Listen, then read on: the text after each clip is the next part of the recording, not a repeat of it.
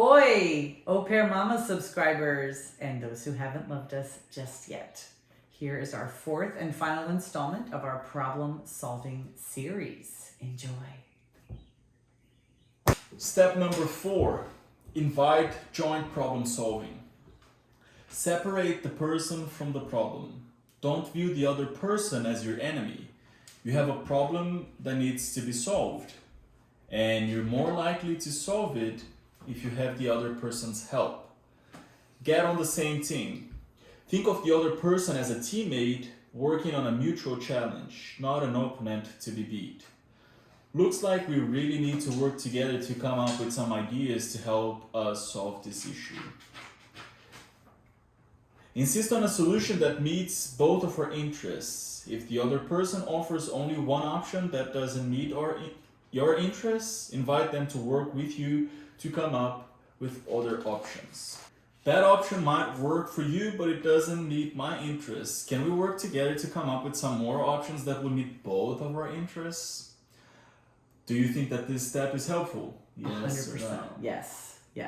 And what is an experience that you have with this step?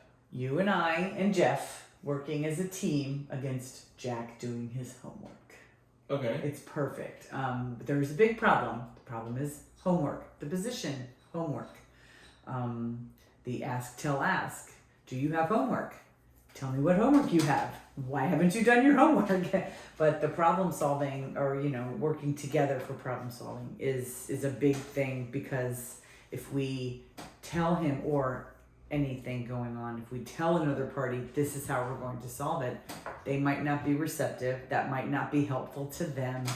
It's a different language, and you need to find that middle ground. Okay, so if not this, what are your suggestions? And then finding a common ground.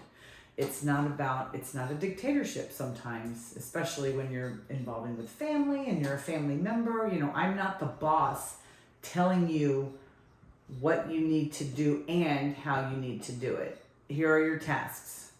Get them done. If they're not getting done, let's talk about that. But you have to be able to work together to problem solve together. Otherwise, it's just one party, constantly, for lack of a better word, dictating how that problem's going to be solved for you, for somebody else. And that's not helpful. It's going to create resentment, a buildup of anger, and as we mentioned in the first step, avoidance, because you're angry, and again, not helpful. But working together provides an opportunity for open communication, honesty, and letting the other person know, while this style doesn't work for me, this style might. Let's try that. And I know that's between, but that also has a lot to do with you, Jeff, and I working as a team, to figure out what will work for the homework situation. So. How do you think that this step can help out to improve the relationship between the parts that are involved? By allowing for open communication and accepting of other ideas. It's not just you, also there can be the pressure of, it's not just you having to continue to make decisions. It's input from everybody for a successful outcome. So again, I'm all about communication, and for me, it is important also so that everyone can feel like they contributed to the problem solving, which makes people feel appreciated. Yeah. So, for me, it's all just kind of the same. If you show appreciation and you're in the feedback is constructive, and your problem solving steps include everyone. You're asking the questions, you're listening to the answers and clarifying the responses. It absolutely, it takes a team to do all these 4 steps. It cannot just be done by one person.